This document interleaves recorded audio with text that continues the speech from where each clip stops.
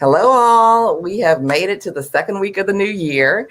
My name is Miki Wright, and I want to welcome you to Beauty Superstars Talk, your backstage pass to experts in beauty.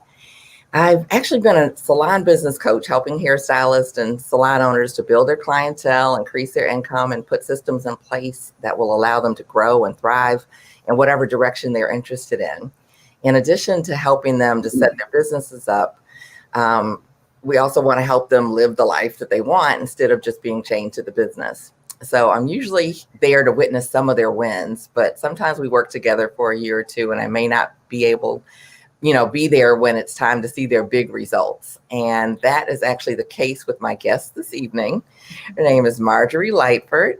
And back in 2012, she, along with three other talented and ambitious hairstylists, won a contest that was put on by Soft Sheen Carson, where they got, among many things, a weekend-long training session with none other than Johnny Wright. He's no relation to me, but for anyone who doesn't know, he was actually the hairdresser of the former FLOTUS, the First Lady of the United States of America, Mrs. Michelle Obama. And as part of their winnings, they received business coaching to give them the tools to create the careers that they desired. And as luck, or you definitely could say grace would have it, I was selected to be their business coach. And Marjorie was a vivacious, passionate young hairstylist who I think she had just finished cosmetology school about a week or so before we met. But unlike many others, she had already gotten her college degree as well. She had big dreams, and I already knew she had the focus to follow through because she had taken all the steps and had the talent to win the contest. And she had completed the rigors of a 4-year college curriculum. So I remember that she wanted to become a celebrity stylist, which can have so many different meanings that we really had to narrow that down. There were also a lot of other decisions that she'd need to make to put her on the path to reach her goals. It was really an exciting time, working with her. And all of us did our coaching by phone, which is typically how I work with my clients. But to top it all off, I actually got to meet Marjorie in person, as well as the other winners, Johnny Wright and his then assistant, Yanae Demtu. And because of the relationships and the bonds that I had created with each of the winners, they actually insisted that I should be invited to join them on their all-expense-paid trip to Washington, D.C., which included their workshop with Johnny and a special trip to tour the White House. I can say it was an amazing weekend, and I'm really grateful for their invitation and actually getting to meet in person and spend time with Marjorie and the other winners. So fast forward a few years, I followed Marjorie on social media, and we would DM each other every so often. But as algorithm, and I didn't even realize it, but I wasn't seeing her post for a while. Then all of a sudden she showed up. And what do I see? It's like editorial shoots, and she's doing hair for celebrities on a regular basis. She's relocated. And I was so excited to see that the things we spoke about not all that long ago, I'm just cheering her on. It was 8 years since she started her career, which is amazing. And she's living her dream. And so I can't wait to hear all that's transpired since we last connected. She's truly a beauty superstar, and she's definitely one of my 4 under 40. And tonight, we're bringing you more hope, energy, and insights. So every week, I have the pleasure and privilege to meet with so many amazing Black artists artists and entrepreneurs here on Beauty Superstars Talk who are actually excelling in the beauty industry.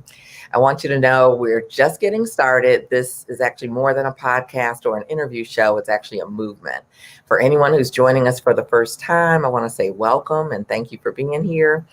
For everyone who's followed the podcast and those who supported me throughout my career, Marjorie and I were just talking about that. There really aren't words to express my gratitude for you guys following me for so long. So I invite you to stay tuned. Tonight is going to be mind-blowing, and we've got some extremely exciting things to unveil for 2021 as well. So you may be wondering, how did Beauty Superstars Talk get started? It was actually born out of the tragic murder of George Floyd and the racial tensions that erupted right after. It actually quickly spilled into the beauty industry, which, after churches, if you don't know, is still one of the most segregated industries in our country. And so during that time, I actually had the honor to attend a couple of Zoom calls where some top Black artists were able to meet each other and share stories. And for many, there was pain over, subtle and not so subtle racially charged events. But because they were on that call, they hadn't let it stop them. And I left there feeling so inspired and with a sense that people just have to hear these stories. And so I've actually expanded my platform to provide a safe space for Black artists to tell their own stories. Again, my name is Miki Wright, and I want to invite you to subscribe to our new Beauty Superstars Talk podcast, which is on Apple and iTunes. And I'll leave a link in the comments as well. But please follow us, tell your friends, and if this mission speaks to you, it's like, please consider joining. I'll have a VIP monthly mentoring program to reinvent your salon for 2021. So if you're on YouTube with us, I want to invite you to subscribe and ring the bell so you won't miss an episode. And let you know that Beauty Superstars Talk is here to celebrate Black artists and entrepreneurs who are excelling in the beauty industry, to preserve our history and to encourage entrepreneurship in the industry. And I've had the pleasure in my career of doing almost everything that you can do in the beauty industry, from starting as a struggling hairstylist to becoming an award-winning hairstylist, opening a salon, and then becoming one of the first African-American owners of a full-service salon and day spa in the country. We were featured in Essence magazine and one of the top salons in the Washington, D.C. area. And in addition, it's like we were part of the Salon Today 200 fastest growing salons in the country for 3 consecutive years. So I'm also second generation in the business with both my mom, and I have a sister in the business as well. And overall, you could just say that I love the beauty industry, and I'm really grateful for its legacy and entrepreneurship. So we're here to inspire, to educate, and educate the next generation of beauty superstars and to heal our beloved industry. So without further ado, I want to welcome my guest, Miss Marjorie Lightford, and share just a little bit about her before we jump right into her story. So allow me to read her bio. Marjorie Lightford is a master stylist and certified colorist who is known for her versatile skill set, creative vision, and amazing ability for transformation. The consummate professional, Marjorie studies her craft to keep abreast of new techniques, but her ability to listen and execute the client's vision is what sets her apart. Marjorie's passion for hair started at a young age. Captivated by her grandmother's quilting books, she gravitated to the colors, intricate designs, and weaving patterns of quilts. After learning how to sew, Marjorie began experimenting with the same techniques for her doll's hair. And she found herself producing beautiful braid patterns and hairstyles, solidifying her natural creative vision. Marjorie's fascination with hair followed her to college at Vanderbilt University, where she was the resident stylist for many classmates and sorority sisters. While there, she discovered an old proverb: find something you love and you'll never work a day in your life. After graduation, Marjorie made this proverb actionable career advice and became a hairstylist. According to Marjorie, since her first day as a shampoo technician in April 2012, she's never worked a day after that. So Marjorie's unyielding drive and curiosity has always motivated her to continue educating herself on the best techniques, colors, cuts, styles, and treatments for all hair types. She has completed advanced courses from Vidal Sassoon, Redken, Pureology, Paul Mitchell, Soft Sheen Carson, Diva Curl, and received her certification in hair color through Redken. Marjorie draws inspiration from geometry, light, and vision, and lifestyle, allowing her to look at an individual and design a cut and color uniquely curated for each client. Currently, Marjorie works as a freelance celebrity hairstylist in Los Angeles, where she works with celebrities and on campaign shoots such as Grey's Anatomy, Kelly McCreary, Insecure, Natasha Rothwell, First Wives Club, and All Rise, Michelle Ryan Bath, and the TPH by Taraji P. Henson. When she's not working in entertainment, she's actually transforming everyday clients in private cut and color sessions from her personal studio. Her motto is look good, feel good, do well.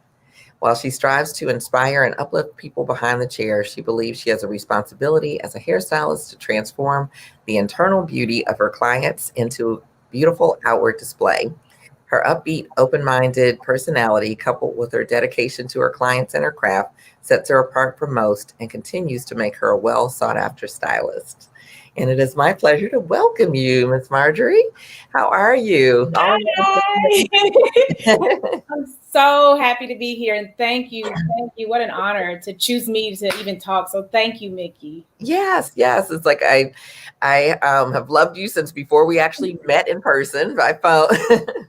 And I knew that great things were in your future, but I definitely am super excited at all of the progress that you've made in reaching your and achieving your dreams. So I say, kudos to you. Thank you. And we definitely want to hear like so much about, what's transpired. And actually, when we met, I know you had already finished college and you were starting your career in hair. I think you had just finished cosmetology school. And can you share with us, like, how did you actually even get interested in and started with hair? Wow. I heard the quilting stories and Yes. translating it to braids and I'm a storyteller and I can be long-winded, so I'll try to keep it short. But ultimately, I just became obsessed with hair in the third grade. Honestly, I would always just look at my mom and my sister's hair, and I noticed that it was different than mine. And immediately I knew that I could not achieve what they were achieving. And so I was determined to figure out styles that I liked. And so my mom, sometimes she would do my hair and I was like, I don't know if this is it. But so I'd get my aunt and she would help me. She would come in and we would just figure out how to do my hair. And then eventually, of course, I got old enough. I was always playing in it, but I got old enough to really do my hair. And I was fortunately able to save my mom some money from having to go to the salon. But I just became fascinated with doing everybody's hair. So I got tired of dolls because it wasn't realistic, because their heads were so little. And I didn't really know about mannequin heads at the time. So my mom, she's this massive hair. It's like probably 4A, 3C range in terms of texture. And I would just play in her hair. And I got good enough that she would actually wear the styles. And so people at work would say, Kathy, who did your hair? And she was my daughter. And so I actually was a kitchen titian. Okay. My first client was like in the 7th grade. Okay, wow. And then I had a really good friend of mine. We would just practice braiding each other's hair. So that's kind of really how I got into hair, was braiding first. Okay. So never went to cosmetology school. We had a program in my high school, but honestly, I did not take it seriously. Like I was like, oh, I'm never going to do it professionally. I just like to do it. And so went on through high school doing everybody's hair. I was known for the girl that did everybody's hair, and went to college, did everybody's hair, and worked and went to school full time too. But everybody knew I could do hair, and I did. And being at Vanderbilt in Nashville, I kind of got some Tennessee State people from time to time, MTSU, and just the surrounding colleges. And I thought that I was going to go to law school after college. Okay. And it never set well with me, but it just sounded good. And I was just like, one summer going into my senior year, I was like praying, and I was like, God, I don't want to be a lawyer. One, I don't like reading or writing. So, Okay. like, I know you have to do Those might get in the way. What'd you say? Those might get in the way of being a lawyer. Yes.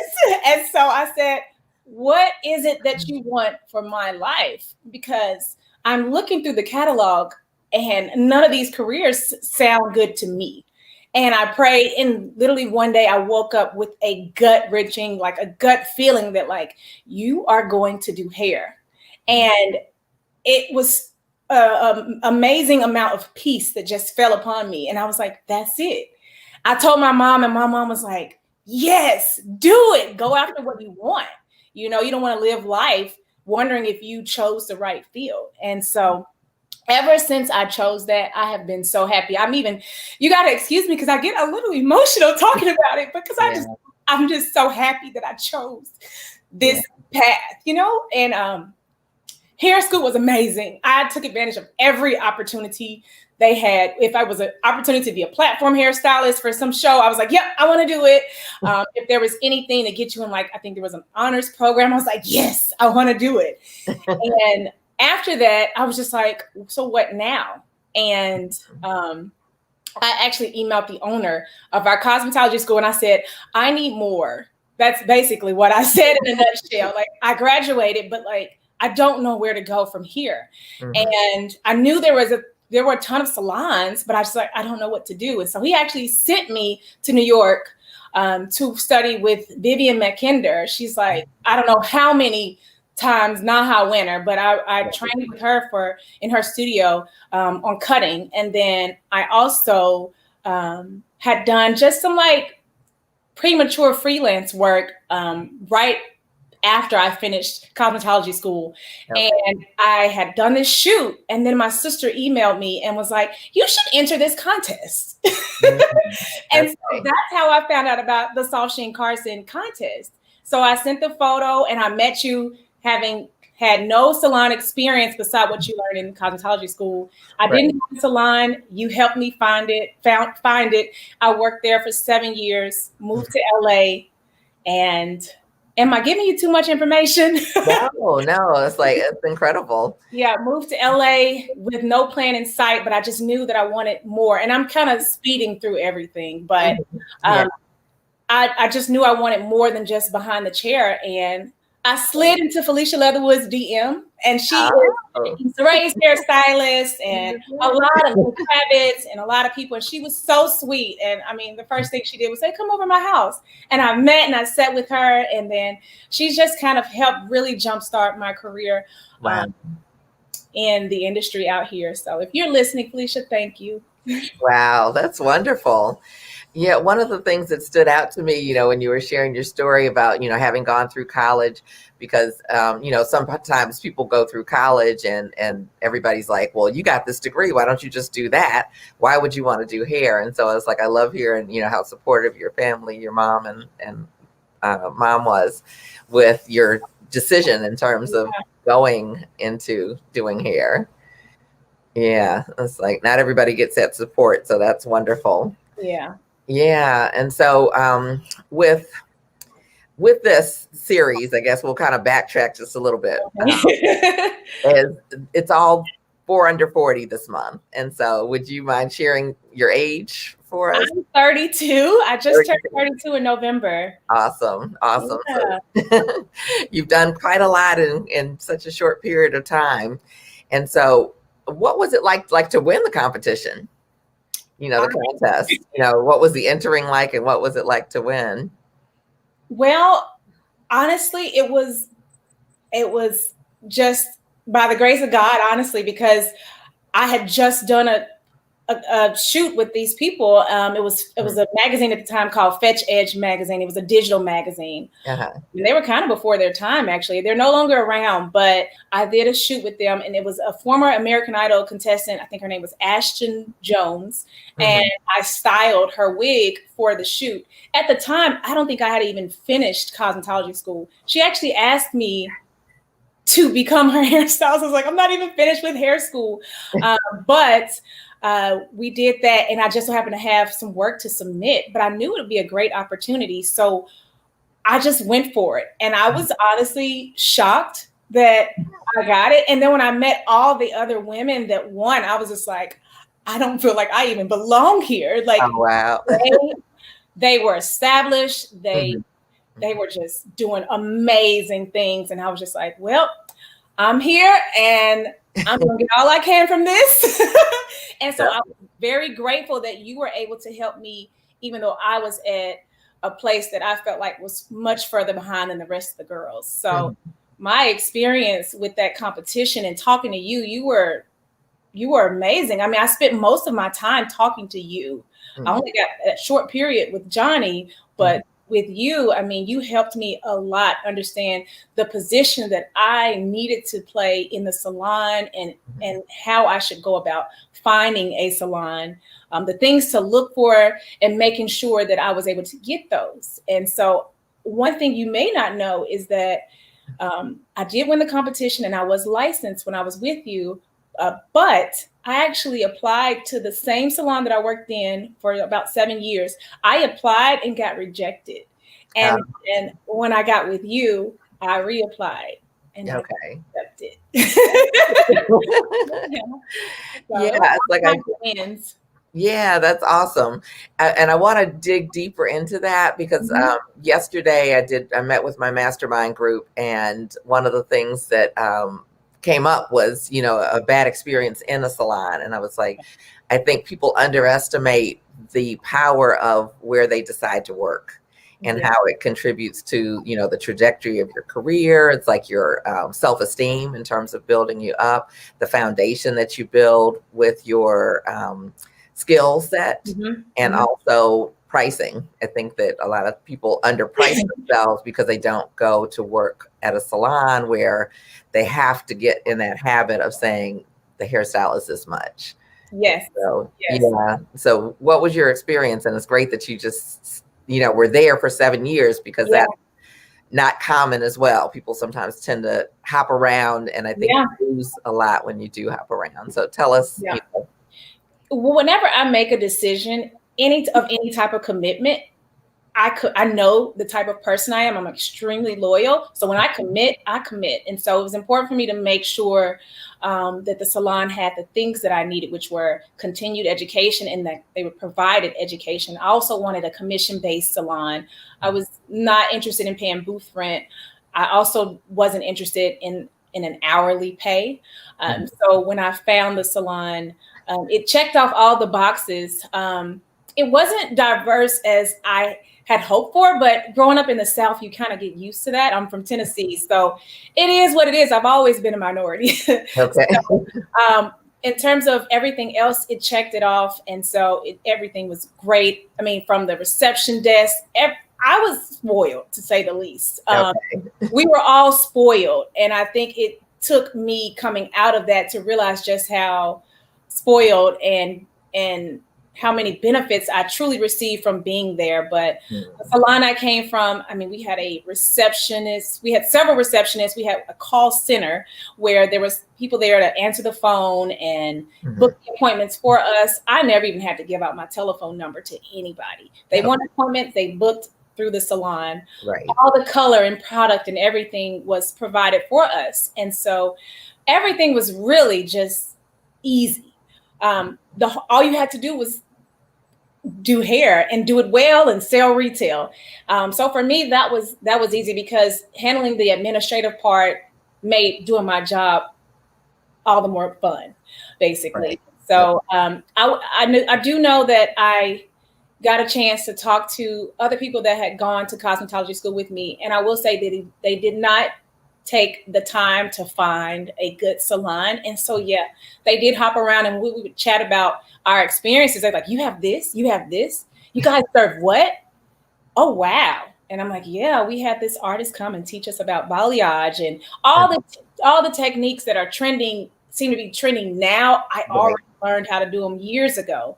And so I really feel like I was set up to be able to now be on my own. But had I not had that experience of a strong foundation in the salon, I don't know that I would be able to have moved to LA and accomplished what I accomplished on my own.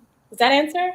Yeah, definitely. It's like, it's that foundation, I say that nothing great can stand without a strong foundation. And it's like you created that by choosing a place that's, was a good fit for what you wanted and needed, which is identifying those things first and then pursuing. Because I remember we were going through some of the things, you were looking at a few places. Yep.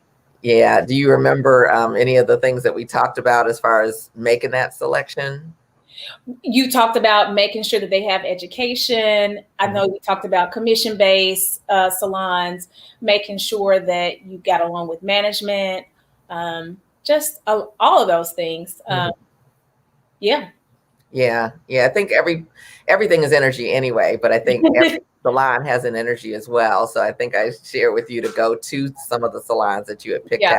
And you can never tell exactly what that energy is going to be. Uh-huh. Just only pray that you made the right choice. But fortunately for me, things worked out. I had some bumps along the way. I won't act like everything was just Right. at all, but overall, it was what I needed. Mm-hmm. So what would you say were the biggest challenges, the biggest bumps? I think some of the biggest challenges for me was that I was raised to be very professional, almost too professional to a sense. And so I can be very formal, even though when you really get to know me, I'm so silly and goofy and very down to earth. But my expectations for how business should run was one way. And I think it was a friend of mine that worked at the salon at the time. Her name is Patience. If you're watching, hi, Patience. But she said, it's not that serious, Marjorie. It's not that serious. Just chill, just chill. Lighten up.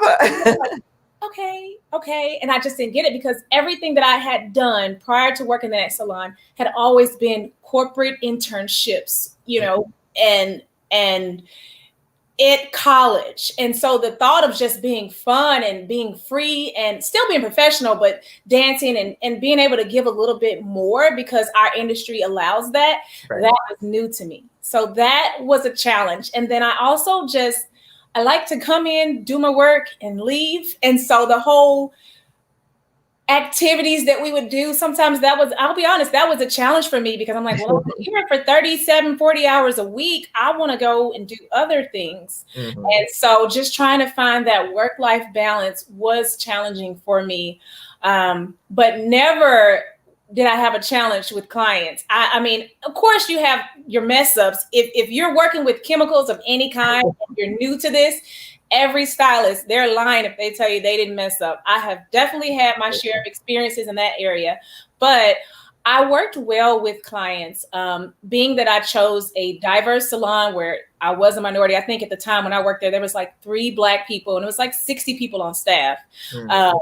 I got a chance to work with all different textures of hair. And so I think the learning curve that I had, and it wasn't long, it was blowouts on specifically white women. Mm-hmm. Black women, we like our hair to be laid, and I'm from Memphis. And so every single piece of hair, and I think Detroit and Atlanta are the same way, it has to be set. And when the stylist is done, you do not touch it. And when one lady's a blowout, she just rakes her hands through her hair. And I'm like, you messed up all my feathers. And so I'm used to doing hair for different people and being able to put on a different hat. Because early in the morning, I may have a white woman that's blonde, and then the next person could be a Black male with curly hair, and just knowing how to navigate quickly between clients. And so that may have been a challenge initially, but eventually I caught on to it. Yeah. And I think that's so important because there's the texture side of the equation where it's like, okay, I've got to know how to work with all these different textures of hair. I need to know what kind of techniques work best on this type of hair, what their expectations are, but also there are cultural differences in terms of working with people of different nationalities and really kind of diving into that or being open enough to receive, like, what does this person want, Yeah. I think I'd say one of the greatest, achievements that I had at the salon, and it was just internal, I never spoke about it, this may even be my first time talking about it, was a Vietnamese woman who, I think she saw so many people for her color at that salon. But ultimately, she landed on me. And I didn't know if she would come back to me, but she kept coming back to me for colors, cuts. I mean, we took her hair from down here to like up to here. And that was just the greatest achievement because she wasn't from here. She was actually from Vietnam. So for me to be able to relate and understand what her needs were, I mean, that is just by far like one of my biggest achievements. That's awesome. Yeah. Because it does take, I think, an openness, a willingness to really understand, what they want and in a sense, a little bit of why they may want it, and be able to make recommendations based on your own professional experiences. Like, that's awesome.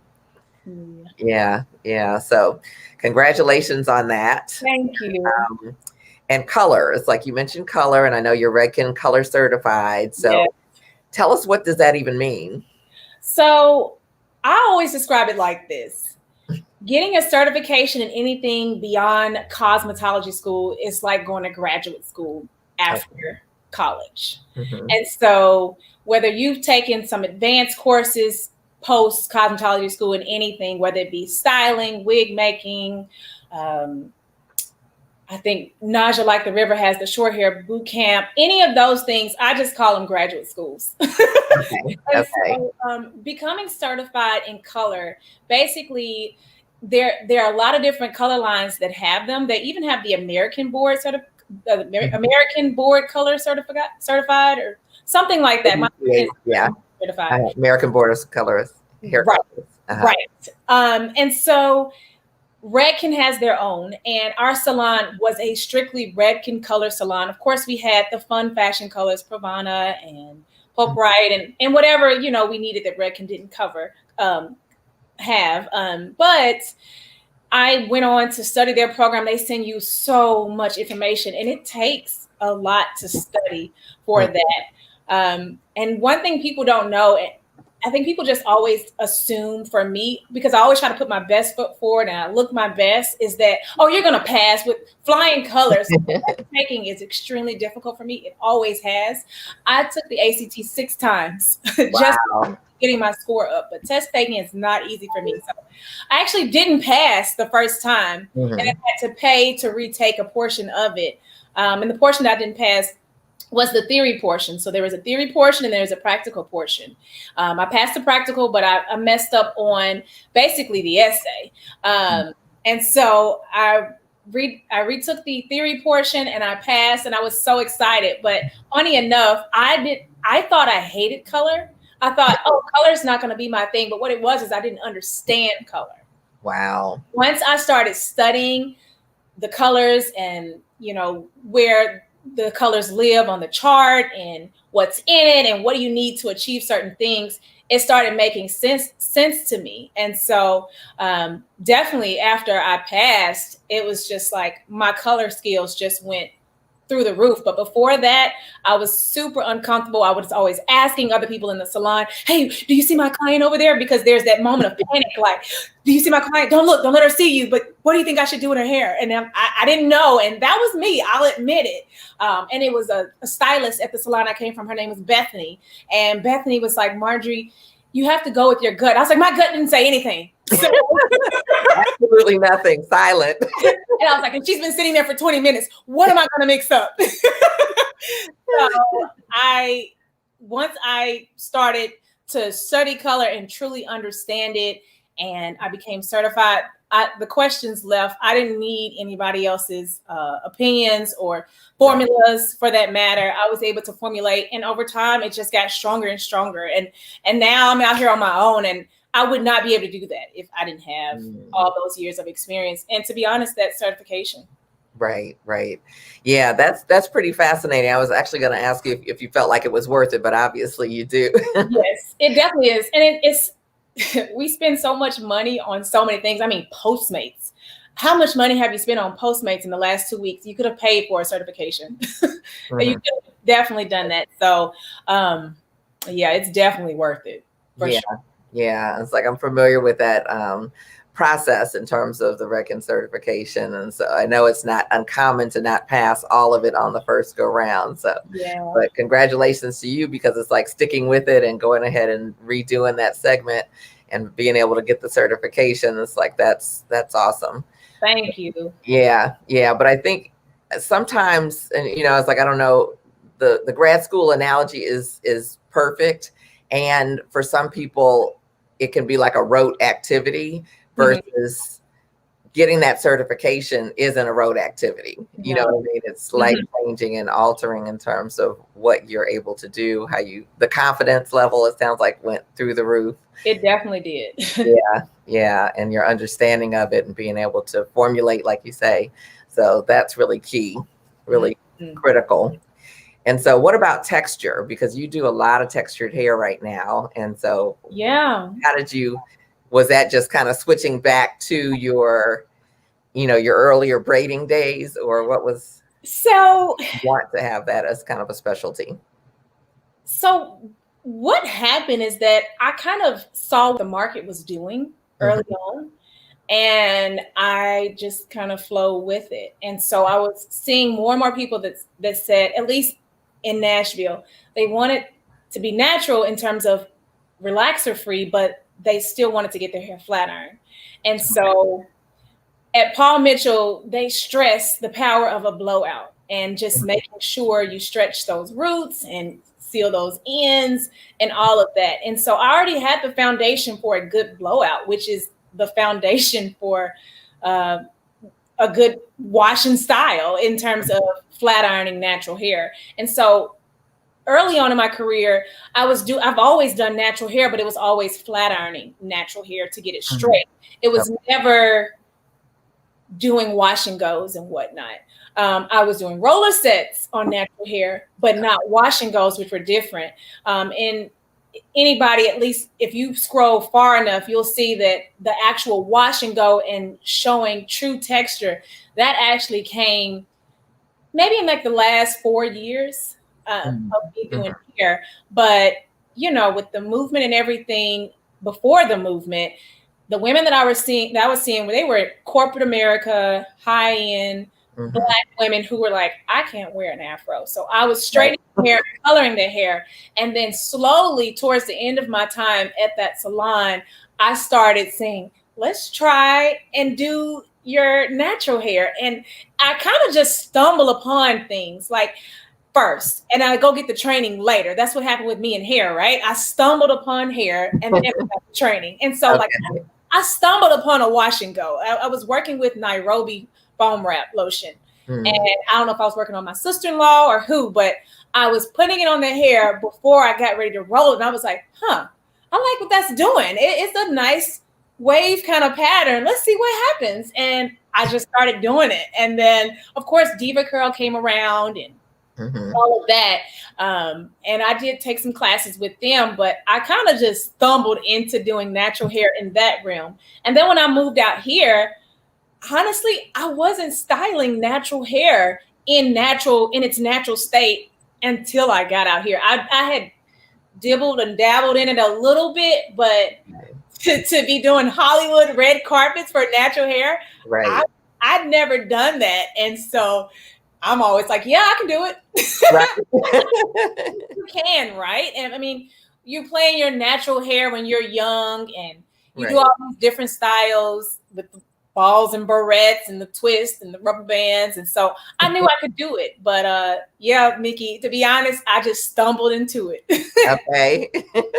That's awesome. Yeah. So you mentioned red carpets. And so how did the whole celebrity piece start? Because I know that was your intention to begin with. And I know, you know, I'm remembering some conversations we had about your choice of salons because Nashville was where you were located and there are celebrities there. There are celebrities there. However, I didn't feel like the opportunities that I wanted were there.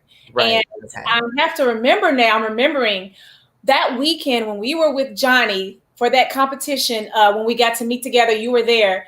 We did a wedding with Johnny where it was one of his friends getting married, and he agreed that all of the hairstylists who had won would help him and accompany him to style hair. And Jay was there too. And Johnny, you know, he pulled me to the side and he says, hey, you're really good, you know, but you're going to have to move if you want to get into the type of work that I'm doing. And I heard that and I kind of withdrew a little bit. I didn't say anything, but in my mind, I was fear. It really was fear. And I said, okay, well, great. And it felt good to know that somebody, you know, like him would think so highly of me. And I always kept that in the back of my mind. But when I met my husband, he loved Nashville and he was like, you know, I see this being my home forever. So I kind of just settled in my mind that we'd be in Nashville until he got a feeling that he needed to move as well. And I love New York and I love LA, but he does not like New York. So the only option for us was LA. And so I'm kind of all over the place here. I actually wanted to move to LA when I was 17. I come out here to dance, and I was dancing at UCLA, and I fell in love with the school, but I chickened out. It was fear. Again, I never even applied, and I just settled for Nashville.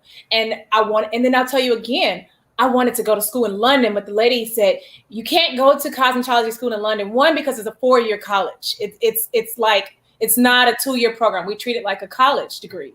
And then she said, and then after you're done, if you're going to go back to the US, you're not going to be able to use that in the US. You still have to go to cosmetology school. I said, okay, well, London's out. Okay, what about LA? And then I talked to the people at Vidal Sassoon Academy, and I thought about all the money I'd be spending to go to that school. And I'm like, I don't even know if the opportunities would lend itself immediately. And I was already in debt from undergraduate school. And so I said, okay, not yet. So I said, okay, I'll stay in Nashville. So then when I met my husband, and he said he liked Nashville, so I was just convinced I'd stay here. But I was just bored. I was so bored. And then my owner of the salon that I worked in, he reminded me, he's like, you said you didn't want to be here longer than 5 years. So he was like, you've been 5 years behind the chair. He's like, yeah, you were shampoo teching, but you've done your 5 years behind the chair. He's like, so I'm not surprised that you're ready to go. Right. And so it's interesting how you say things, and even when you forget them, they manifest themselves. So this dream, me being in LA is like a 12, 13-year-old dream. Because like I said, I've been wanting to be here since I was 17. My math is off. But so we came, and we came out here, and I looked at salons. I even auditioned and was asked, when can you start? And something just didn't sit right with me about working there. And I told my husband, I said, I don't believe that I was brought all the way out to LA to do the same thing that I was doing in Nashville. And he was like, okay, well, tell him you'll get back with them. Even still, I had that feeling. I still went on another interview. And in the middle of the interview, I looked at them. And this is like the first time I took charge of my own career. And I said, I am so sorry, but I am not supposed to be here. I said, it is very clear to me that I am not supposed to work in a salon. The things that I want for my career in LA, they are conflict of interest with your salon, because obviously you need me here to make money. And if I'm not here making you money because I'm pursuing my other paths, it wouldn't work out anyway. They actually thanked me, and they loved the fact that I was just completely 100%. And they even said, if you change your mind, we'd love to have you. And so from there, I slid into Felicia's DMs, and she just set it all up for me. So yeah, Felicia Leatherwood. I think her Instagram name is @lovingyourhair, but yeah. Okay. Yep. Yeah. There's so many little nuggets in what you just shared. It's like the fear, but I think the fear is with us, but it's there for a reason as well. Like moving out there when you were 17 may not have resulted in what you wanted, because you didn't have the clarity, you didn't have the experience, and all of those kind of things. Yeah. And, the salon, it's like, I'm always, when I started my career, I was like, I knew I wanted to be a salon owner. And so I wanted to learn from somebody who could help me to become a salon owner. And some salon owners are threatened by the fact that you're coming in saying you want to be a salon owner. So I'm like, that's not the place for me. I want someone who's not threatened, who's willing to help me, on that path. And that clarity and being able to vocalize what you want, and what you don't want is really good. And like you say, they received it really well, because it's like most people go into interviews like, oh yeah, I love this. And they don't, they may not have thought it through. They may just be like, oh, it looks like a good place and I need some place to work kind of thing. But really, like you say, taking control of your career and really knowing what you want and what you don't want is so key. So, and even if you don't know what you want, if you know this isn't it, don't waste that person's time or yours. And for me, I apply that to anything, even in relationships. Yes. Absolutely. Yep. Don't stay somewhere that's not the right fit. Yep. Yeah. So you met with Felicia Leatherwood, and then kind of what happened from there? So she has a management agency called Texture Management, and I didn't know about it. So I learned about it when I met with her. And basically she has so many people that reached out to her. She started her own agency. Nice. And that is how it all began. My first celebrity client was Kelly McQuarrie. It was a spec shoot, and it was my first time. And that was my first gig. And then from there, she just kept requesting me. And then I got an opportunity to work with Natasha Rothwell a couple of times, and Ryan Bethay, All Rise, and First Class Club. And those two, Kelly and Ryan, have been kind of my steady people that I see repeatedly all the time. And then, of course, I work on beauty campaigns, which that is very different than working on set for TV or styling for a red carpet. I mean, beauty campaigns, you have to know how to do somebody's hair to make it look like they did their hair, like they just put it up into a ponytail, or it can't be like baby hairs laid. Right. I was fortunate, and I love that I was able to get into all those different things within like the first year of me being here. Wow. Beauty campaigns are I would say they're easy, but they're not, because you really gotta master the messy bun or pulling it back quickly, because the goal is to showcase maybe a skin cream or something like that, where maybe the goal is shoes. And so if the curls look like Beyonce's curls, they don't want that for a shoe company campaign, So that was it wasn't a learning curve, but just remembering to take off the hat and put on a different hat. Right. So yeah. So backtrack for us and tell us what's a spec shoot. You said that was your first spec shoot. Basically, it's just a photo shoot where she just gets a lot of images, and then maybe she'll use some of them for an interview. Somebody will interview her, a magazine company, and she'll send them photos and things like that. Okay. And a lot of times those are pro bono if you are just starting out. So yes, that was definitely, I think they call it gratuitous. Okay. So you get tipped, but you do not get paid. And so I also worked on American Idol as a PA in the hair department. I did not work as a hairstylist, but a PA for the hair. Now, what's a PA? Personal assistant or production assistant. But whatever they needed me to do, I helped them with that, but I was not allowed to touch hair. And that was a great experience to see, kind of where I'd like to be within the TV and film industry. Things move very fast there. I mean, they're changing those hairstyles in like 9 minutes. And that was a really great experience.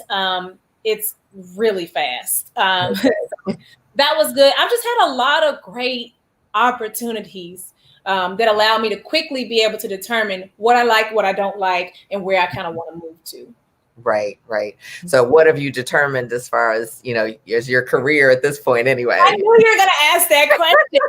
And I was like, why'd you say that, Marjorie? Because you're not truly ready. So relationships, that's really the most important thing for me, is that whoever I work on, I just always want it to be meaningful relationships. And so one of my, I guess, internal goals is to always make sure that it's a good fit.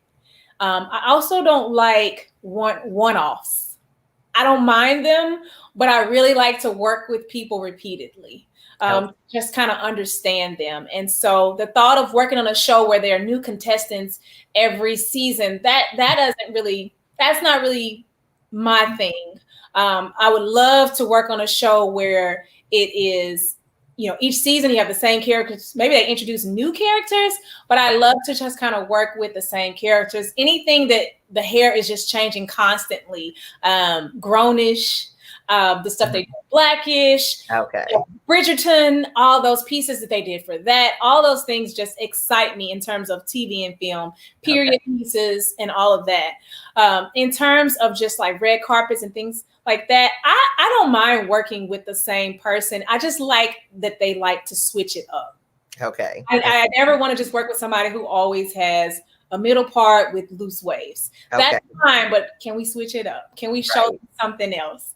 But I do whatever I'm asked to do as well. I do, in maybe down the road, far in the distance, I would love to either have my own cosmetology school or salon. That is a goal or dream that I had very early on in my career. And I don't want to speak too much on it, just because I'm not exactly sure, but something like that. Just because of the great influence that my school had for me. I did go to Paul Mitchell, but the owner, I felt like they really sold into me. And I think that the thing that messes up cosmetology students and hairstylists in general is that we're missing key pieces, and we're having to spend all this money in education afterwards to be stable or have a long-term career. So that's important to me, just kind of giving back. What else? I mean, I just want to do so many things, so it's kind of hard to put them in one box, but I'm here to try it all, I guess. Okay.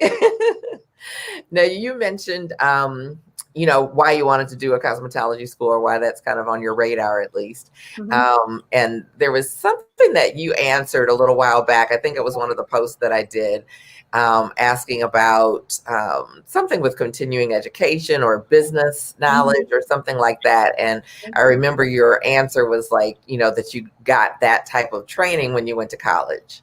And I thought that was in some ways a little profound, that it's like, do we need as hairstylists to consider going to college? You know, are there things that we can, you know, really only truly get from that experience? Or, you know, like, what's your take on it? Because I have been, you know, the stereotype for hairstylists is that, you know, we're not very smart. We, you know, definitely weren't college material. That's why we did hair. If we could have done anything else, we would have done something else. And that's like completely not true. And so many of the people that I've been interviewing, you know, some, you know, did it in high school, went right into hair, never went to college.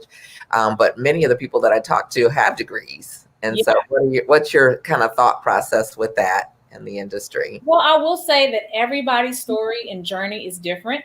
Absolutely. And everybody doesn't have to go to college. I mean, even in the NBA, some people just go straight from high school to the NBA and they do amazing. I think that's Kobe. I think that's LeBron. You know, we have a lot of great people in our industry who never went to college.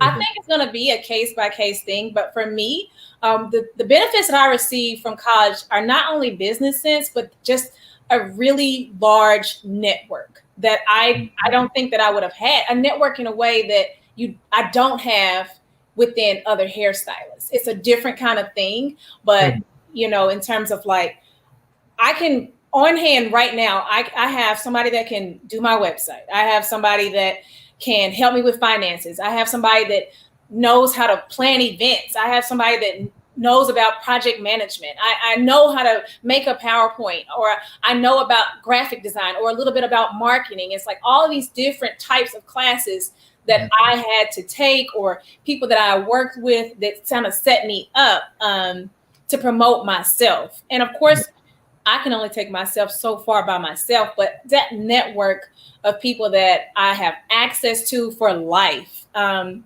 in a sorority.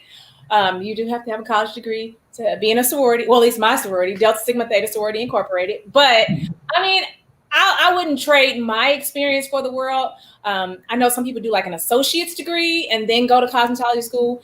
I know a lot of hairstylists that went to cosmetology school in high school and then have their own salon, or maybe they're working in the field, but now they're going to college. And then growing up, the people that did my hair later went to college. And so it does seem to be very beneficial. I always tell people, don't pay for it if you don't have to. Okay. No need to go and spend $200,000 on an education if you can go to your state school for free. Right. So, that's the biggest part for me. Yeah. And I think the debt is something we have to look at, you know, within the cosmetology industry as well as outside. It can be very challenging to try to navigate the beginnings of a career with a lot of, you know, debt on your plate. So for sure. Yeah. So, but yeah, I think that's, I mean, it's interesting just to kind of look at the pieces that, like you say, we don't necessarily get in school, but it's like with it being the number of hours that it is, it's like you can only get so much in. I think the tipping point, I think, that talks about how to become really great at something, you need 10,000 hours. And if you look at, like when you started in your career before you actually went to cosmetology school, all those hours count toward it. You know what I mean? Yeah. Yeah. No, you're right. I hadn't thought about that. My husband and I were actually just talking about the 10,000 hours, but I really hadn't applied it to myself. But yeah, there's a lot to be learned on my self-taught braiding, marteling, flat ironing, waxing when I shouldn't have been. But okay. Yeah. So talk to us about your aesthetic or your flavor as far as your work, because it definitely has like a feel to it. So how did that develop or evolve for you? So that is a really good question. I think that my aesthetic developed once I learned how to stay in my lane and focus. I think a lot of times there's a lot of comparison that happens within the industry and a lot of feeling like you're less than or not good enough. And so you see somebody else over here, they're doing amazing, they're doing this. Well, maybe I should start working on this. And then you look over here, you're like, oh, so-and-so is doing this. Maybe I should start doing fashion colors. Just all these different things. And you're not even thinking about what brings you joy. What is it that brings you joy? And I think once I started to do that, I realized for me, my personal aesthetic is always going to be timeless and classic. However, I have so many moods, and I don't know about the zodiac signs or what. I'm a Scorpio. I don't know anything really beyond that, but I have so many moods. And so there are certain days or periods where I like to do something that's outside of my aesthetic. But when clients come to me, my focus is always making sure that I make your outside match your inside. And so the transformation thing, that piece kind of started to kind of happen when I looked at my numbers in the salon. It was like, my owner was like, your retention rate isn't that good. And I said, let's pull it back a couple of months. I think he was pulling it like every 3 months or something like that. And I said, let's pull it back and let's examine the type of clients that I have. And luckily I was posting on Instagram like all the time. And I could see them. I said, the clients are coming back. They're just not coming back so quickly. And a lot of times people would come to me to get the transformation and then go to their other stylist for the wash and style. So they're coming to me for the cut and color or maintaining the cut, but then going somewhere else because the salon I worked in was it's high end. So I don't know if you want to pay that much for a wash and style here if you can go here and pay $50. So I kind of just got coined as like Marjorie's great at transformations. And so that's really my thing. And so because of that, my looks that I do are always very different because I just attract people who they tell me, even if they couldn't identify or see anything on my page that they wanted, they knew that I could do it. And so I don't know what to call that, but personally, my personal aesthetic is always going to be timeless and classic. I never want to look back and think, what was I thinking? I don't know if I could have gone through the eyebrow era with those skinny eyebrows. Okay. I went through the eyebrow era of like highlighting, and I know it's really popular, like the drag makeup and everything. I actually used to do that, but I don't want to have any moments where I look back and say that was just a trend. Like I just always want to be timeless. Yeah. And it's like, I definitely get that. And I think, what you shared as far as like staying in your own lane and, I did a post today about, it's like, you can only be you, all that looking around just gets you confused and thrown off and no one, has, the ability to be somebody that they're not. Yeah, it's funny you say that. I'm reminded of my late grandmother. She would always tell me, and mind you, she was a teacher, not an English teacher, but she always corrected us on our grammar. And even in this interview, I know I've said some things that I'm like, that wasn't right. But she always says, baby, and this is the only time she was not grammatically correct. She said, be who you is, because if you ain't who you is, then you is who you ain't. Okay. That always plays in my head constantly, even out here in Hollywood, because there's so many different personalities. Right. And I just want to make sure that I'm always true to myself. Mm-hmm. At the end of the day, I gave it my best. Right, right. Yeah, absolutely. And that definitely is an area where you can get swept in. It's like, oh, well, these, it's like there's a lot going on and a lot of, like you say, personalities and that type of thing. Yep. Yeah. Be yourself and everything that's for you will come. Right, right. Absolutely. And you mentioned social media. So what role has that played or not played in your career and as your career is now? I have always posted on social media, and of course I referenced the salon that I worked in a lot. Whenever I would pull reports to see where my clients were coming from, they were always Instagram or word of mouth. And so I still think word of mouth is one of the highest forms of marketing. But Instagram is right there next to it. Honestly, people aren't going to your website to look at things. I mean, unless you're like, I guess like Nordstrom or, those type of Target or something. But everybody looks on Instagram all day, every day. And everybody, I need to get off here. I'm going on a social media fast. So without a shadow of a doubt, I knew regardless, I always have to promote what I'm doing on Instagram. So much so that I don't even always update my website as much as I should, because people are going directly to my Instagram. And then, I mean, yeah, it's great to have a business card, and I do have them. I never give them out. Everybody wants to know, definitely when I got to LA, what's your handle? What's your handle? I was like, what is a handle? I don't know what handle is. And that's your Instagram name. Right. So I knew like that's all that mattered. So Instagram is very, very important. I don't know that followers have been that important in terms of just getting started, but I do know that having a lot of followers, sometimes people try to say, if you have a lot of followers, then you're great. But I meet so many people who are doing amazing things, and they don't have like I tell my husband, and they don't have the decimal point. So or the blue check. So, right. So yeah, it's been good for me. So any tips for someone watching that's, maybe getting their career off the ground?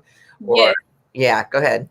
One, if you have a business page, if you have a page at all and you're trying to promote things, make sure that you can easily identify what it is that you do. And also identify how to get in contact with you, how to, schedule services. And then also, I think it's important to connect a photo with the moment. And so I'm never the one to just post a photo. I honestly feel like only Beyonce can do that, just post a caption. But I always think if you're going to post a photo, a lot of times you don't know where your audience is from. And so you need to teach them. And so I think it's important to show them what they're looking at. Don't assume that everybody knows that this is a sew-in. Don't assume that everybody knows you did the makeup. Say you did the makeup. And then I think it's also important to always say what it is you did in that photo, because people need to know, oh yeah, I color and I cut, or and I style, things like that. I also think that it is important that we keep it professional to a sense. I think it's definitely great to let people in, especially if you're a personal brand and not like a service not like a product that you're selling. I think it's good to let the audience know a little bit about who you are, just because if you're going to be doing a service as personal as hair or makeup, you're really close and intimate with the person. So I think that that's important. I definitely think that the website feature that I created, I didn't have a website before I moved to LA, but I definitely designed one with the help of a friend. And that has legitimized me. Okay. No, I don't even know if people really look at the website, but the fact that I have one, I know that goes a long way. And then also just if people reach out to you, respond. I think that is one of the number one things that I hear from clients is that they reach out to people and they don't respond. Wow. And so I get a lot of work, honestly, because I respond. Okay. Yeah. And I know you said that you slid into Felicia's DM and that type of thing. Yeah, and I don't even know if she checks them like that, but for whatever reason, she checked mine.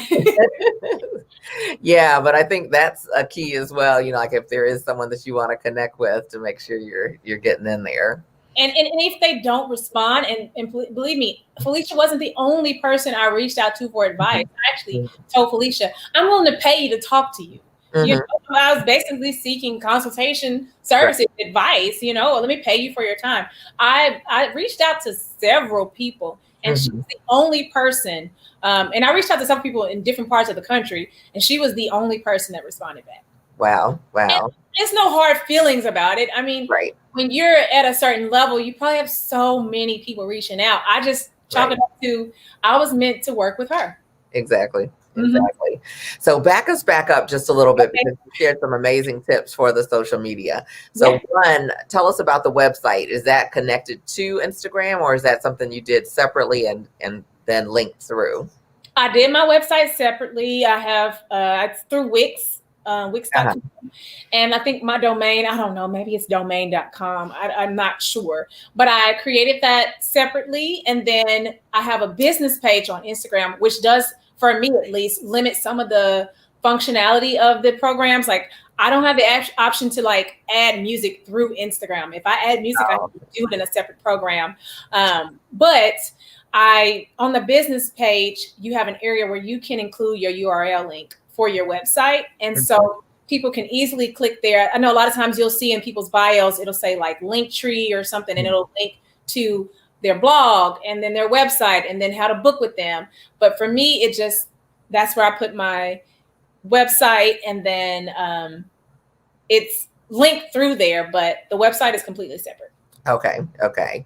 And then with the posting, like you were saying, people need to kind of know who you are. You know, we're providing personal services. Yeah. What suggestions do you have for that? Hashtag. Okay. So how does that help them know who you are? Well, one, everybody searches nowadays for everything on Instagram. I found my sister's carpenter on Instagram. But it was through hashtags. And even in Nashville, I use hashtags repeatedly. And I think there's this stigma that, I don't know, maybe it's not cool to use hashtags. I don't know. But hashtags help me. Like, I get so many people. So I just hashtag basically the type of services that I offer, you know, LA colorists, cutting colors, before and afters. And then I also just say what it is that person is in the picture, what they got. And sometimes I tell a little story if there's a story to tell about like backstory, because people love to know the tea, honey. So I give them. So how do you decide like how much you share about yourself and not share about yourself? I am a pretty open book. And I think that the more you become more comfortable with yourself, the more you don't mind sharing. I also know that my voice is my power. So I feel like I was created to share. One thing that I've always been told is that I'm extremely resourceful. So I just find that I don't have to worry about, how can I say this? I don't have to worry about missing out on something because I shared too much. I just share what feels natural. Okay. That's a good tip. Powerful tip. So if you were starting again all over today, 2021 versus 2012, tell us, you know, what would you suggest to somebody who may be starting out now? What would you think you might do? I don't know that I would do anything different. Again, it's always about the journey, right? And I always tell people, if I'd have moved out into LA when I was 17 years old, I don't know. This may sound like a stretch, but I don't know. I feel like I would have been hooked on something. I do, because I didn't know myself. And LA is not a place where it's easy to find community. And so I think that anybody that especially for LA or moving out to this type of industry, you need to have community and you need to know who you are. That's powerful. Yeah. And I didn't know who I was at 17. So right. And most 17-year-olds don't. yeah. So for me, I needed to have a little bit more foundation building. And I needed a little bit more grooming. And so I don't know that I would change anything. I know one thing that I really would like to do is not necessarily study in Europe, but definitely do some work over there. And then I also want to travel to maybe Ghana or Nigeria or any of those countries in Africa and work there, because that's our hair. And I know so much about it now, even more than I did before I even moved to LA. And I would just love to go and just educate people on how to feel beautiful with what they have instead of feeling like they need to attach something to it. Wow. Yeah, that's very cool, very powerful as well, because I think that's a message that could resonate right here where we are, you know? Yeah. That there's beauty in wherever you are, whatever you are, whoever you are. And so right now, who inspires you? You know, like, who do you follow? And I follow a lot of people. I get an inspiration from different people for different reasons. Sometimes it's, oh, I like the way she markets herself. Sometimes it's, oh, I love her creativity, or his, so and so. So I don't want to not say the right people, but I'm trying to remember some of the most influential people. And I'll say Paquila Riley for sure. She owns PK Salon in Jacksonville, Florida. I love watching her. I feel like she and I don't know if she's my twin flame. She's never met me. She doesn't follow me. But I absolutely adore her. Evie seems like she has an amazing spirit about her, and she seems like she's just a calm person. And so I tend to be high E all the time. But I always attract people who are just very calm. Okay. So, I follow her. I love her work. I am a tough critic, and I look at Evie's work and I'm like, yeah, her blondes are really good. I'm not seeing any yellow, and her work is amazing. I love watching Yanae.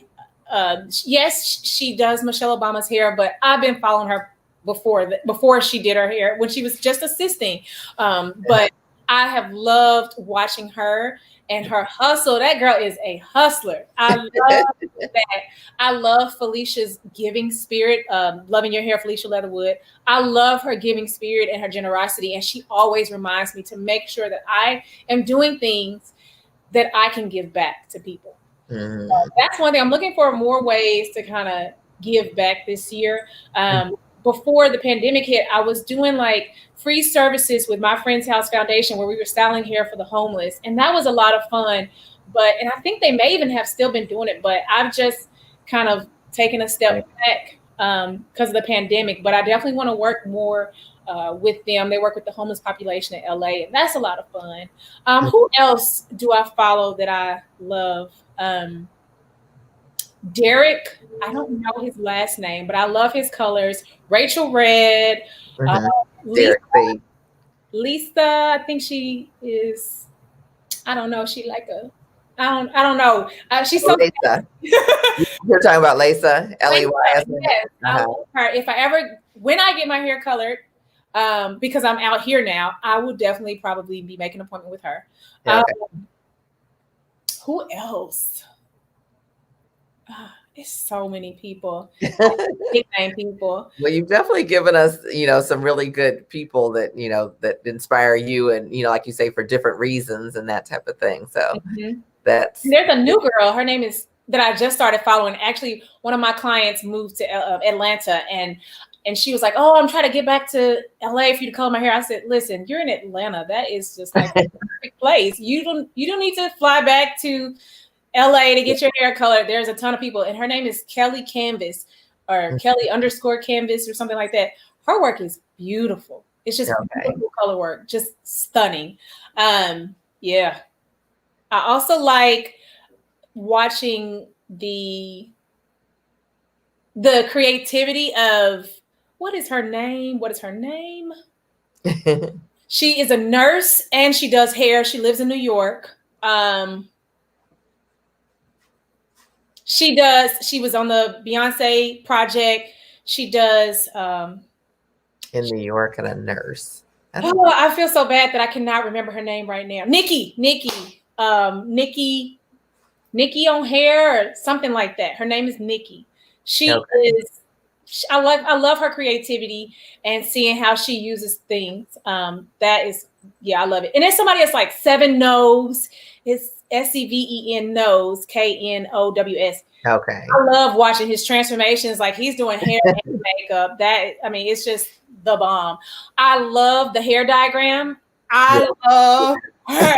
She is herself, and I love it. And she's just such a sweet. She seems like such a sweet person, and she can do some hair. Like, so I love just watching her creativity. But yeah. Yeah. Wow. That's a list. Yeah. There's so many more. There's right. Yeah. But I think it's important to like kind of have a few people, you can look at everybody, but have a few people that you kind of follow just to kind of see their vibe and how they interact with the hair and how they interact with the clients. And like you say, from the social media and marketing standpoint, that it's really good. So thank you for sharing that with us. And it's like really our wind down time, which is amazing. It's gone fast.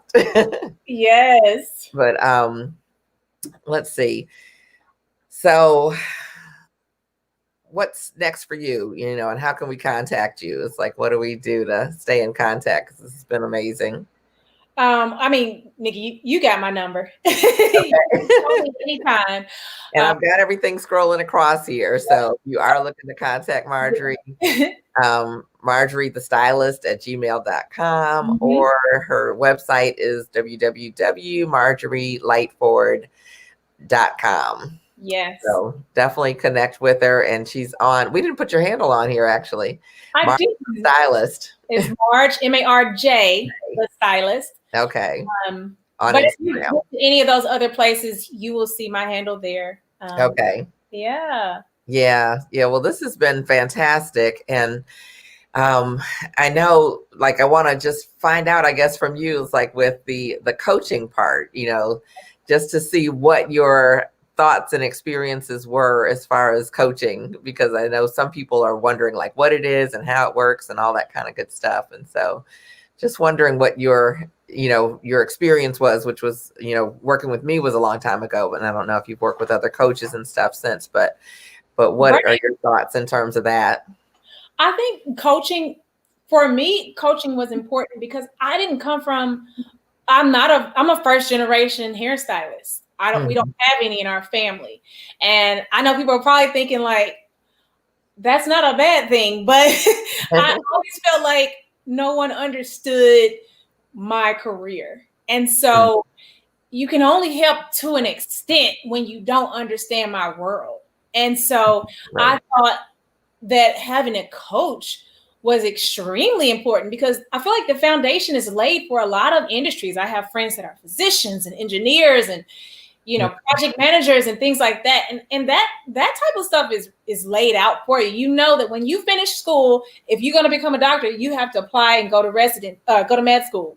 After med school, they're going to send you on, you're going to do these rotations in med school to figure out what do you want to specialize in. Right. And then you're going to match, and then you're going to go to residency. Right. And everything's laid out for you, but the way in which what I want to do, it wasn't just working in a salon. So I needed help identifying like what to look for, the things that were important, and just to draw on other people's experiences, especially knowing that I was going into a career that personally I felt and still feel that people don't deem as a profession.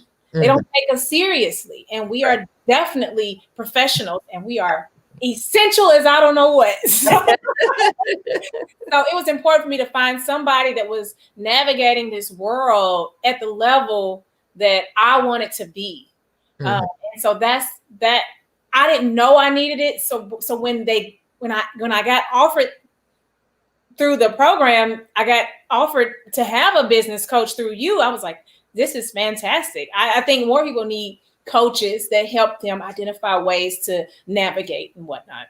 Yeah. I haven't had any other coaches since you, but I definitely have had mentors. So I was coaching since, but yeah. But all of the above, just getting that support that you need to get the direction that you need to kind of shorten the path is what I see it as. So yeah.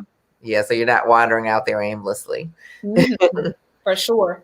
Yeah, and I want to share, it's like we've had tons of comments all evening, and I want to say thank you to everybody who's been putting all these things up. Thanks to everyone that's watching us live. If you're watching us on the replay, we appreciate it as well. So I want to put some of these up, but let's see.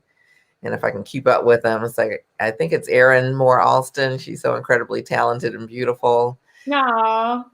Which is very, very sweet. It looks like Kathy Cowan is here. Is that how you pronounce it, Cowan or Cowan?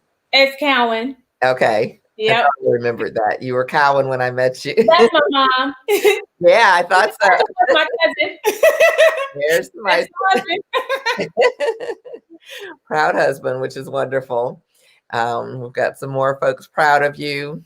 Graceful Joy. Oh, thank you. Simeon. And she was actually one of the people that used to do my hair. She actually ran a cosmetology school too, but she used to do my hair when I was younger. Awesome. Wow. Yeah.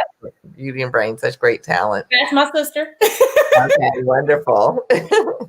Dr. Beauty TV, I'm so excited about this interview.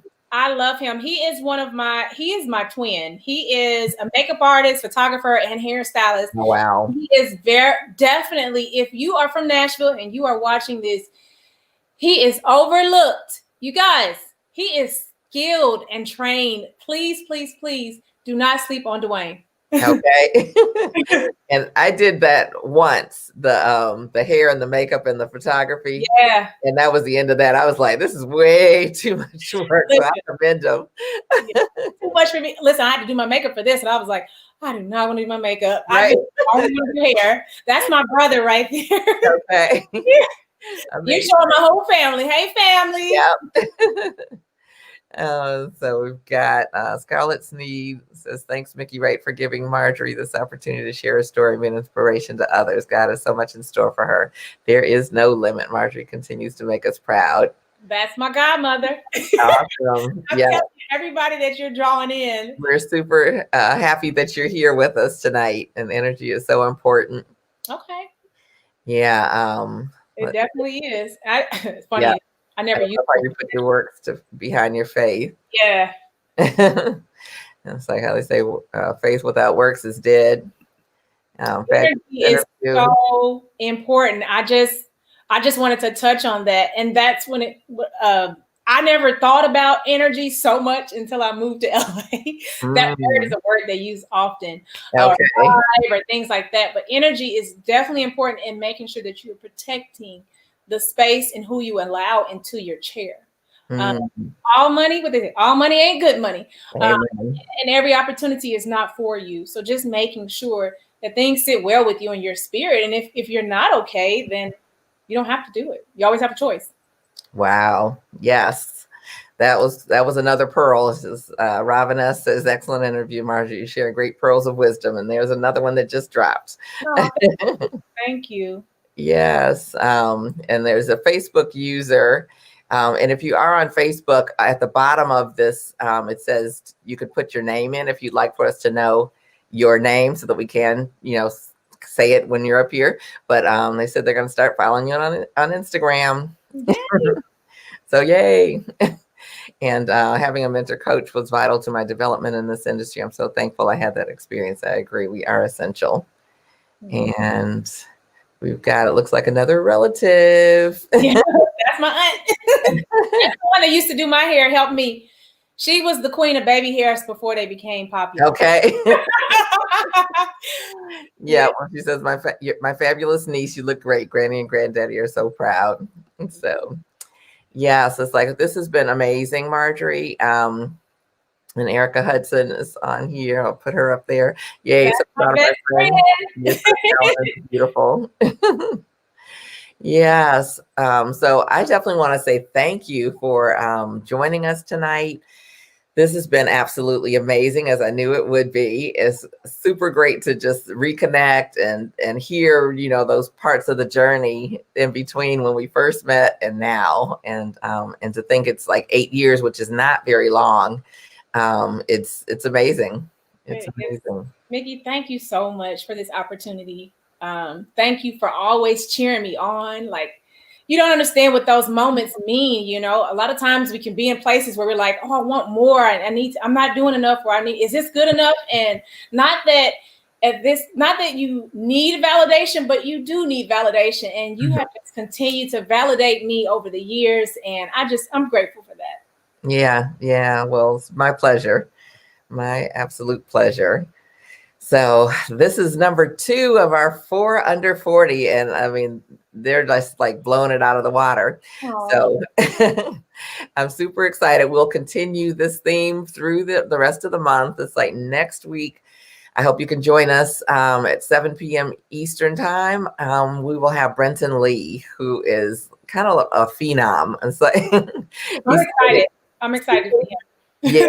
Yeah. Do you know him? I don't know him, but I started following him when you shared him. So This is awesome that you're showcasing people. Yeah, yeah. It's like he's, I think, in the world of Wella, but he's won multiple international awards for his hairstyling, his hair coloring. It's like he's known as a cutter and teaches classic hair education right now. And so I'm super excited to have him on. I've been a long time, fan in the wings, like, yay.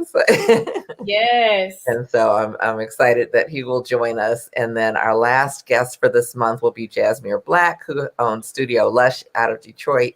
And she does just the most amazing blonde. Beautiful, beautiful, yeah. Beautiful. Yeah. And people are, very experienced, high profile people are flying into Detroit to have her teach them how to do these blondes, and keep the hair in integrity. Yeah. And, looking still spectacular and shiny and all of that. And so she is, obviously under 40 and has an amazing business that she's built primarily on social media. Her whole salon has blown up just based on social media, as well as her educational pieces. So we are in for some treats. And of course, Detroit's my hometown. So I know that. Yeah. Maybe I did. I just forgot. I had no idea. Yep. That's where I'm originally from. That's where my sister is as well. So, but yeah, it's like we've got more to come. It's like we're lining up February and March, and there's more great, artists and entrepreneurs that we want to continue to celebrate, to bring these stories, to bring their wisdom, to share, and to help heal our community, help heal our industry, because it's like we need to bring together, like you said, you worked at a primarily white salon and, learning different textures. And it's like, I'm sure a little bit in reverse as well. And we need more of that so that we can start to, be able to embrace people when they come in, no matter what nationality that they are, and make them feel beautiful. Absolutely. So, yeah, hopefully this movement will help with that. And also, it's like I'm starting the Reinvent Your Salon Biz monthly mentoring, that we're going to be setting up monthly classes for everybody to get their business back on track, not only to survive 2021, but to thrive in 2021. Yes, it's like I coached some people even during the downtime when we were shut down. Mm-hmm. I know California is still shut down again, but people have gone back and they're making more than they ever made before. Yeah. And so I want to be able to share some of these. It's really, I think, getting back to a lot of the basics, not doing some things that we've been doing some things that we haven't been doing, and not only embracing the basics, but getting brilliant at the basics, so that each person comes in and feels like they've had an absolutely wonderful experience, and that you're able to generate more income doing fewer clients. Because with all the protocols, it's like, that's what we need. So if you're interested in joining us, you can go to beautysuperstars.com. And we'll get you some more details, because it's coming up soon, probably within the next week. I'm kind of shifting the dates around a little bit, but it's like, it's going to be super exciting, and you don't want to miss it. And it's going to be very affordable as well. So Awesome. So again, thank you so much, everyone, for joining us. Thank you if you're watching on the replay. Thank you if you are listening on Beauty Superstars Talk, which we're on Apple/iTunes. You can get all of this great information on the go. And it's like people, that you love and know in the industry, people that you should know in the industry, and really be able to take this with you. So again, Marjorie, thank you so much for being here tonight. All of your energy. We love it. Thank you. Yes. So everyone have a wonderful evening, and we will see you next Tuesday at 7 p.m. Take good care. Bye.